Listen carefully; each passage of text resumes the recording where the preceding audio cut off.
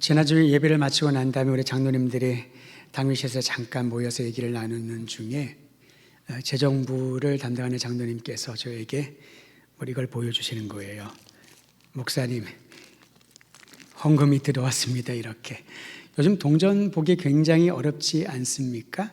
동전을 사용할 기회도 많지가 않고 이렇게 헌금이 들어왔는데 제가 딱 봤더니 그 귀한 10원짜리도 있어요.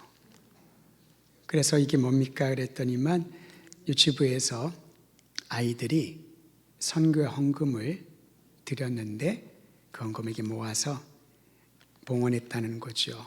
그래서 그 금액이 36,080원이라고 합니다. 그래서 어떻게 이 아이들이 이렇게 동전을 모아서 선교헌금을 드렸나 했더니 유치부에서 겨울 성경학교라면서 그 연장 신앙 훈련으로 이렇게 하나님께 드리는 저금통을 만들어서 아이들이 유치부 아이들이 따로 용돈이 있나요? 걔들은 돈 쓸 데가 없잖아요.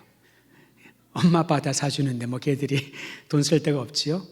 그런데 부모님들이 또 그 의도를 잘 받아들여서 아이들에게 자신의 용돈으로 의미하는 동전을 넣어서 모아서 예물을 드렸는데 제가 그 얘기를 들으면서 참 마음에 큰 감동이 있었습니다. 왜냐하면 우리 하나님께 예물을 봉헌할 때, 특히 선교헌금을 구별하여 하나님께 봉헌을 할 때에 어린아이들은 부모님이 그 아이들의 이름으로 내주잖아요. 어떤 분들은 할아버지 할머니가 손주들 이름으로 봉헌하는 경우도 있습니다. 그리고 어느덧 그 아이들이 성장을 하면 가르쳐 주겠지요. 너는 몰랐겠지만 너의 이름으로 이렇게 하나님께 예물을 봉헌하고 그 예물이 복음을 전하는 일에 사용되었노라고. 그리고 그 아이들이 그것을 잘 믿음으로 받아들여서 본인들도 연장할 수 있도록 그런 신앙의 훈련이었던 겁니다. 그런데 그것과 별도로 또 아이들이 이렇게 자신들의 손으로, 물론 그 의미를 정확하게 파악 못할 겁니다. 아직은 어리니까. 그런데 그 행동 하나하나가 그들의 삶의 인생의 한 컷이 되어서 한 장면으로 새겨져서 남은 생에 살아가는데 하나님께 드림이 얼마나 감사한 일이요, 하나님을 향하여 우리가 예배 드림이 얼마나 감격스러운 일인지를 경험하게 될 것입니다.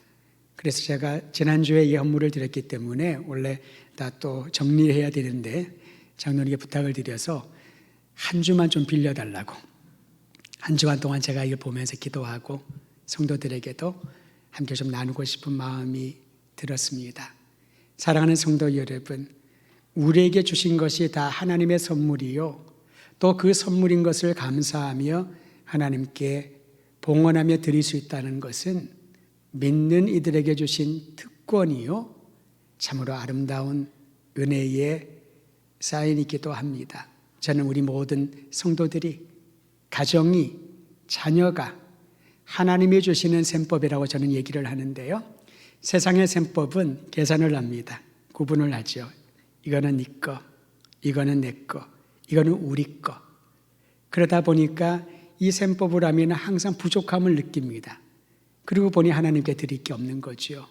근데 하나님의 셈법은요, 이 모든 것은 하나님이 주신 것, 그리고 여기서 하나님께 내가 주님을 향한 사랑의 마음으로 구별하여 드리는, 그리고 놀라운 은혜를 경험하는데, 이렇게 나누고 구분하다 보면은 부족할 줄 알았는데 차고 넘치는 거죠. 오래전 주일학교 때 우리는 이런 찬양을 많이 불렀습니다. 사랑은 나누는 것, 나누는 것. 나누면 없어져야 되는데 나누면 또 나옵니다. 또 나옵니다. 흘러 넘칩니다. 이것이 바로 신앙생활의 감격이요, 기쁨 아니겠습니까? 사르밧 과부의 기름병이 병이 놓인 곳마다 그 기름이 차고 계속 채워진 것처럼 우리 더드림교회 성도들의 인생에 매 순간마다 놀랍고 기이한 방식으로 채워주시는 하나님을 의지하고 온전히 우리의 삶과 시간과 마음과 모든 것을 드릴 수 있는 기쁨의 자리에 동참하시기를 주의 이름으로 축원드립니다. 예수님이 선포하신 복음의 핵심은 하나님 나라입니다. 하나님 나라는 하나님이 허락하신 새 생명을 얻고 새로운 삶을 살아가는 것을 말합니다. 그래서 우리는 하나님 나라는 공간의 개념이 아니라 하나님이 다스리는, 하나님과 함께하는 삶 자체를 하나님 나라라고 성경을 통하여 배웁니다. 그런데 이 하나님의 나라는 시작은 미미해 보입니다. 잘 눈에 보이지도 않습니다. 그런데 점진적으로 자라나는 특성이 있습니다. 갑자기 하나님의 통치, 하나님의 사랑이 내 인생을 꽉 채우는 것이 아니라 그 사랑을 맛보고 난 이후에 새로운 인생이 점진적으로 더 깊어지고 확장되는 것을 보게 되는 것이지요. 그러기에 하나님 나라의 주체는 우리 자신이 아니라 하나님이라는 사실을 잊지 말아야 됩니다. 간혹 우리는 큰 생각하지 않고 우리가 하나님 나라 확장에 앞장서자, 우리가 하나님 나라를 건설하자라고 외치는데 여러분, 여기에 주의할 부분은 자꾸 우리라고 생각을 합니다.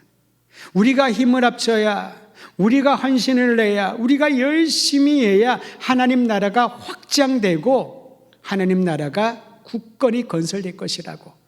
그러다 보니까 우리만 남는 거죠.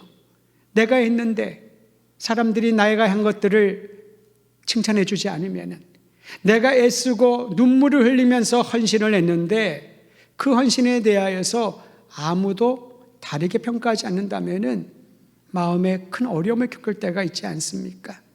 왜냐하면 우리가 하나님 나라를 건설했다라고 생각하기 때문에 그렇죠. 우리를 강조하다 보면 창세기 11장 말씀이 갑자기 떠올랐습니다. 바벨탑을 쌓으면서 사람들이 뭐라고 했나요? 우리가 함께 모여 우리가 탑을 쌓자, 우리가 하늘에까지 이르는 높은 탑을 쌓고 만방에 우리의 이름을 떨쳐보자. 주님을 섬길 때, 주님께 예배를 드릴 때 여러분, 하나님께서 주체가 되는 인생이 되어야 나에게 주신 재능을 통하여, 나에게 주신 모든 것들을 통하여 하나님의 영광을 드러내는 믿음의 삶이 되는 줄 알아야 할 것입니다. 예수님은 우리에게 임한 하나님 나라 안에 거하는 두 가지 방안을 가르쳐 주셨습니다. 그것은 한번 따라 하실까요? 말씀하심, 들음. 말씀으로 하나님 나라를 가르쳐 주십니다. 오늘 보니까 많은 비유로, 여러 가지 비유로 하나님 나라에 대하여 가르쳐 주십니다. 하나님 나라의 백성은 어떻게 살 것인지, 하나님 나라의 소망에 대하여 예수님은 말씀해 주십니다. 그런데 여러분, 이 말씀을 우리가 들어도 집중해서 듣지 않으면 이해가 되지 않습니다. 사실 학창시절 다 경험해 보셨을 텐데요, 이런 질문 받으면 조금 당혹스러우실 거예요. 학교 다닐 때 공부 잘하셨습니까? 소위 잘했다고 생각하는 분들은 그럼요, 저는 정교에서 놀았어요. 또 어떤 사람은 거기에 뒤지지 않으려고, 저도 정교에서 놀았어요. 앞에서 놀았냐 끝에서 놀았냐 그 차이일 뿐이지. 그런데 이상하게도요, 같은 공간 교실 안에서 같은 교과서를 가지고 같은 선생님이 똑같이 수업을 하시는데 어떤 친구들은요 성적이 좋습니다. 어떤 친구는 그 강의실, 교실만 나가면은 완전히 백지상태가 됩니다. 그러면 오래 살 거예요. 빨리빨리 이 리프레시가 되니까요. 그런데 왜 그럴까 생각해보면 우리는 네가 머리가 나빠서. 근데 여러분, 머리가 좋고 나쁜 것은 어떤 기준이죠? IQ가 기준일까요? 기억력이 기준일까요? 어떤 게 머리가 좋고 나쁘고 일까요? 한 가지 불변의 진리는요, 집중해서 거기에 수업에 선생님의 얘기를 듣냐 않느냐에 따라 가지고 분명한 결과는 달라질 겁니다. 예배를 드릴 때도 마찬가지입니다. 같이 신앙생활을 하고 같은 목사와 같은 공동체 안에서 같은 믿음의 형제들과 신앙생활을 하는데 자라지 않은 분들이 있지요. 변화가 없는 분들이 있어요. 왜 그럴까요? 우리가 듣긴 듣지만은 그 들음이 그저 오른쪽에서 왼쪽으로 스쳐 지나가는, 또는 내 마음밭에 아무런 의미를 주지 않는 그 들음이 아니지요. 그러기에 예수님이 이렇게 말씀하신 줄 압니다. 귀 있는 자는 들을지어다. 듣기는 듣지만은, 같은 시간 같은 내용을 들었지만은, 귀는 분명히 있지만은 그 귀는 소리로서의 파장을 접수는 하나, 그러나 그 마음에 그 말씀이 정착되지 못한다면은, 마음의 빗장문이 열리지 않고 말씀을 계속 우리가 듣지만 하나님이 말씀하시지만은 그 말씀이 내 인생의 양식이 되지 않는다면은 그건 귀가 있어도 없는 것과 마찬가지지요. 예수님이 비유로 하나님 나라에 대하여 말씀하시고 가르치시면서 들어라, 집중해서 들어라, 마음의 빗장의 문을 열고 들으라 라고 말씀하시는 겁니다. 오늘 예배드리고 설교 듣는 모든 분들에게 이 은혜가 임하기를 주의 이름으로 축원드립니다. 사람들은 자기가 듣고 싶은 대로 듣는 경향들이 있죠. 잘못 들어서 그런 경우도 있지만은 사고의 틀이 굳어져 있으면은 뭘 들어도 그냥 그렇게 이해를 하는 경우들이 참 많이 있습니다. 예수님의 말씀을 들으려고 큰 무리가 모였습니다. 그래서 사람들마다 각자의 생각과 원하는 틀이 달랐습니다. 어떤 이들은 치유에 대하여, 어떤 이들은 부유한 삶에 대하여, 어떤 이들은 정치적인 이슈에 대하여 또는 자신의 운명에 대하여 그런 내용만 들리는 거죠. 딴 얘기는 안 듣습니다. 그냥 자신이 관심 있는 것만 붙들고 그것이 복음의 전부라고 생각을 하고 하다 보니 여러 가지 신앙 성장에 어려움을 겪게 되는 거 아닌가 싶습니다. 예수님이 선포하신 복음은요, 우리의 관심의 틀, 우리가 듣고 싶은 그런 주제를 넘어서서 새로운 피조물로 다시 태어나는 변화가 바로 주님의 복음, 그리스도 예수를 믿는 자들에게, 하나님 나라의 백성이 되는 이들에게 정과 다른 새로운 가치관, 새로운 꿈, 새로운 비전, 새 생명을 얻은 자로서 살아가는, 이것이 바로 복음인 줄 믿으시기를 바랍니다. 여러분, 이렇게 삶을 변화시키는 복음은 하나님을 인격적으로 만나는 체험을 통하여서 확증이 됩니다. 체험신앙이 있는 사람과 그렇지 않은 사람은 차이가 있습니다. 어떤 차이가 있을까요? 얼굴을 보면 알까요? 그 사람의 말과 행동을 보면 알까요? 우리는 모릅니다. 근데 체험신앙, 하나님을 인격적으로 만난 사람과 그렇지 않은 사람의 차이는요, 은혜를 경험한 사람은 무슨 일을 겪든지, 특히 어려움과 고통의 순간에 하나님 앞에 엎드려 주님을 찾습니다. 좋은 일이 생기고 나에게 행복한 일이 생길 때 마냥 좋아서 잔치를 벌이고 즐겨하지 않고 하나님 앞으로 먼저 달려갑니다. 주님의 은혜로 내가 이러한 감격을 누립니다고, 주님의 은혜가 크다고. 너무 고통스러울 때, 우리가 넘어지고 상처받았다고 했을 때는 우리는 원인을 찾잖아요. 도대체 왜 이럴까?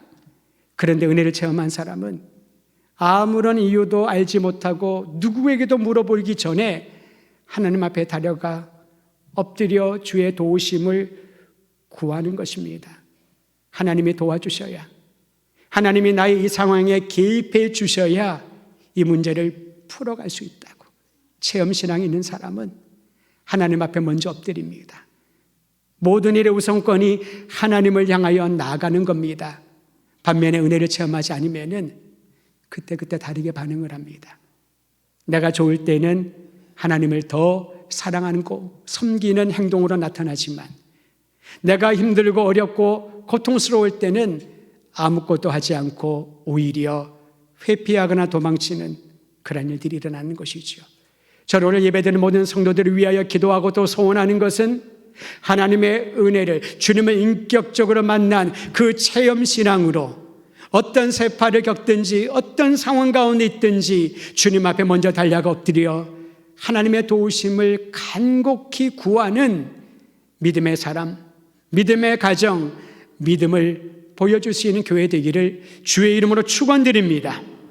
하나님 나라의 여러 가지 비유로 예수님이 가르쳐 주셨는데 그 중에 가장 돋보이는 비유가 오늘 읽은 씨 뿌리는 비유입니다. 씨 뿌리는 비유는 마태복음, 마가복음, 누가복음 세 복음서에 다 기록되어 있습니다. 씨 뿌리는 비유를 통하여 예수님이 무엇을 우리에게 가르쳐 주시고자 했을까요?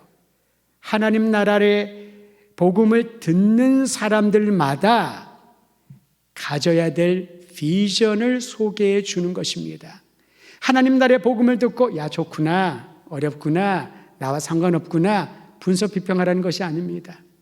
이 복음을 듣고 귀 있는 자들은 듣고 마음의 문의 빗장을 연 모든 이들은 하나님 나라의 비전을 품으라고 주님이 가르쳐 주시는 거죠. 하나님 나라의 복음의 비전은 무엇입니까? 복음을 받아들인 자들은 풍성한 결실을 경험할 것이다. 열매를 맺을 것이다라는 거죠. 달랑 가지의 열매 하나가 아닙니다. 풍성한 결실을 맺는 비전을 복음을 듣는 자마다 품고 보게 하시는 겁니다.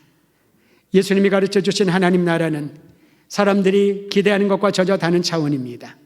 우리가 기대하는 하나님 나라는 어떤 나라입니까? 정치적인 독립과 경제적인 안정과 개인의 행복이 보장되는 그런 나라가 아니겠습니까? 아무 문제 없이 이상적인 기독교 사회를 지상에 세우는 것, 그것을 염두에 두는 것이 아니겠습니까?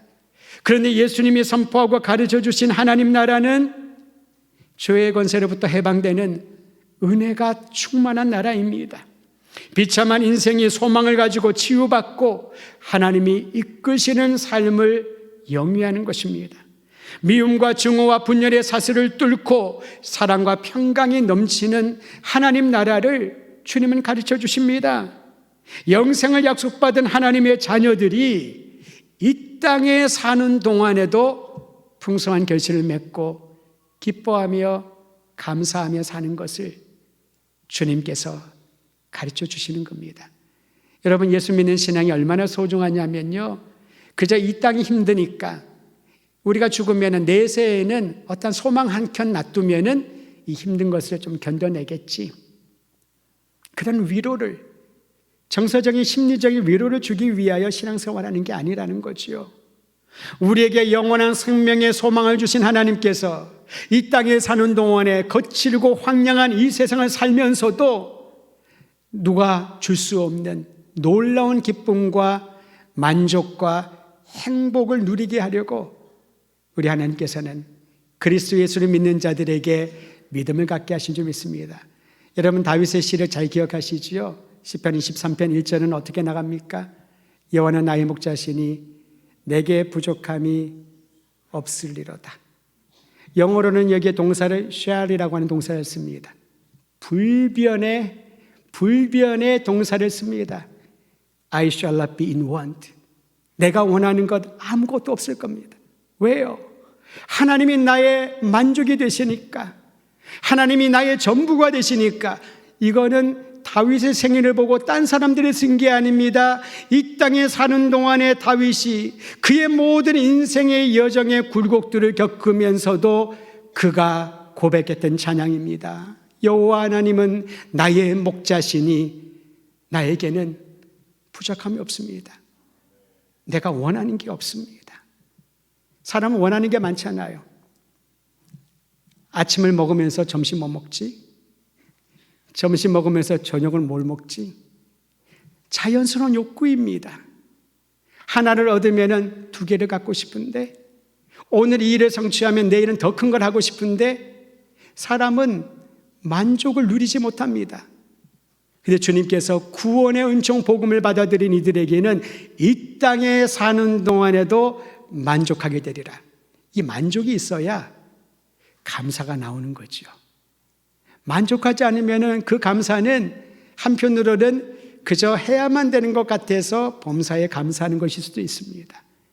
저는 우리 더드림교회 성도들에게 복음이신 예수님, 바로 그분을 주님으로 모실 때에 영원한 생명의 확신을 가지고 이 땅에 살면서 모든 것들을 채워주시는 나의 주, 나의 만족이 되시는 하나님만을 기뻐하며 살아가기를 간절히 소망합니다.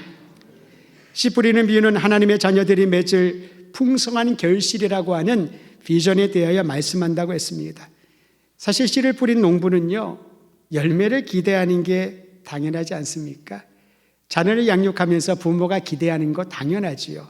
다만 너무 과하거나 너무 자기중심적인 그런 기대감을 자녀에게 계속 얘기를 하면은 자녀가 힘들 겁니다. 그러나 기대하는 건 당연한 것이지요. 하나님이 우리에게 은혜를 주시면서 기대하는 게 분명히 있다는 겁니다. 씨를 뿌리는 농부가 추수 때가 되면은 열매를 맺어야지. 그러니까 기대하지 않겠습니까? 그런데 농부의 기대와는 달리 열매를 맺지 못할 때가 참 많이 있습니다. 오늘 말씀을 보면요, 예수님은 그 이유를 뿌려진 씨들이 각기 다른 토양에 자리를 잡았기 때문이라고 설명해 줍니다. 한번 다시 한번 들어보시길 바랍니다. 어떤 씨는 길바닥에 떨어졌습니다.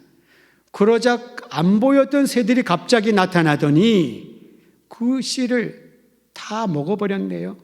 여러분, 간혹 우리 길을 걸어가다 보면은 날지 않고 걸어다니는 비둘기를 볼 때가 있어요. 살이 쪄가지고 뒤뚱뒤뚱. 근데 이 새들이 이 시력이 약합니다. 너무 놀랍게도요, 어떻게 이 시력이 약한 새들이요, 그 흩어져 있는 부스러기들을 다 쪼아 먹는데 깨끗이 흔적도 없이 그걸 다 못 먹을 것을 안 먹습니다. 먹을 걸 다 쪼아 먹는 거죠. 길바닥에 씨가 뿌려졌습니다. 분명히 안 보였던 새들이 어디선가 나타나서 그 씨를 다 먹어버립니다. 여기에 대해 예수님이 이렇게 설명해 주십니다.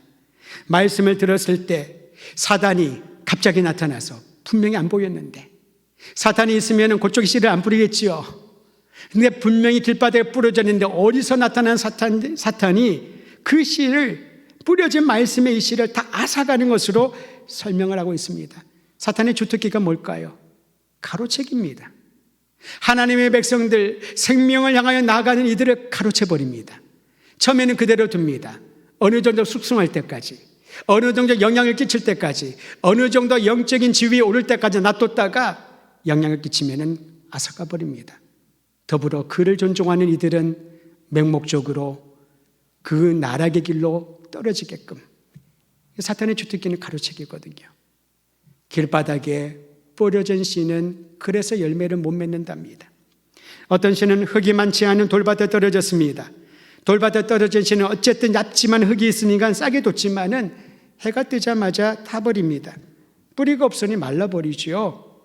예수님은 이 비유를 말씀하시면서 말씀을 드리면은 잠시 기뻐하고 감격하고 열정이 있어서 주님을 위하여 내 목숨 바치겠다, 그렇게 생각을 했다가 환란이 닥치면은, 빛이 쪼이면은, 그 어려운 환경에 처하면 뿌리가 없다 보니까 금방 쓰러진다는 거죠. 소위 말하는 실족한다는 겁니다. 미성숙하고 신앙의 뿌리가 내리지 않은 이들은 환경에 따라서 쓰러집니다. 이걸 우리는 분별할 수 있어야 되죠. 저 사람이 어떻게 쓰러지다니.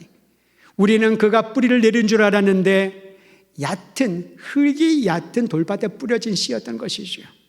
열매를 맺지 못합니다. 어떤 씨는 가시떨기 속에 떨어졌답니다.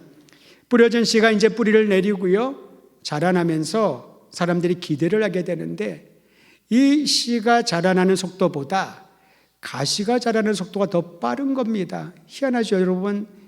이 잡초가 얼마나 빨리 자라나요? 물도 안 주고 가꾸지도 않는데 굉장히 속도가 빠릅니다.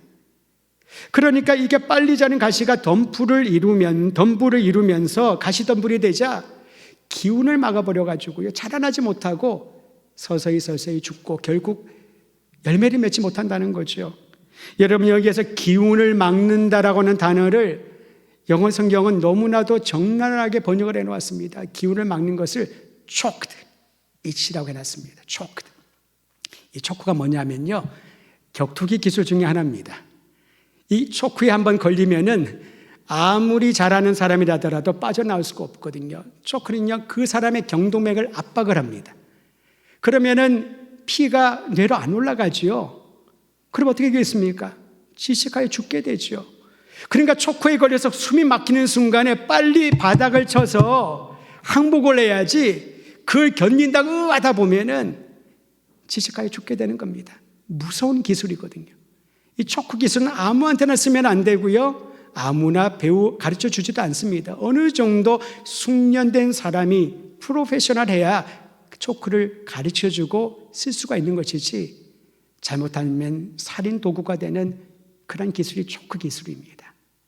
오늘 성경에 가시덤불이 싹이 자라나 성장하는 기운을 가로막았다, 초크에 걸렸다는 거죠. 우리가 신앙생활을 하면서 이제는 열매를 맺을 것 같고 기쁨도 있고 환난이 와도 내가 그때 흙은 조금 더 깊어 자라나는 것 같았는데 내 숨통을, 영적인 성장을 가로막는, 기운을 가로막는 그런 기술에 걸려들어서 열매를 맺지 못하는 이들이 있다는 겁니다. 예수님은 그러한 초크 기술에 걸리게 만드는 여러 가지 상황들이 이렇게 말합니다. 세상의 염려와 재물의 유혹과 명예와 탐심과 같은 것들이 초크 기술을 거는 거죠. 숨통을 막아버립니다. 예수 잘 믿는 줄 알았는데 어느 순간 신앙을 버립니다. 예수 잘 믿고 모범이 되는 줄 알았는데 어느 순간 그가 예수님을 떠나버립니다. 그 이유를 들어봤더니 세상의 염려와 자신이 욕구하는 명예가 채워지지 않고 자신의 욕심이 그대로 해소되지 않자 그는 성장하기보다 아예 생명을 잃어버리는 과거의 신앙인으로 흔적을 사라지게 된다는 것이죠. 결실하지 못합니다.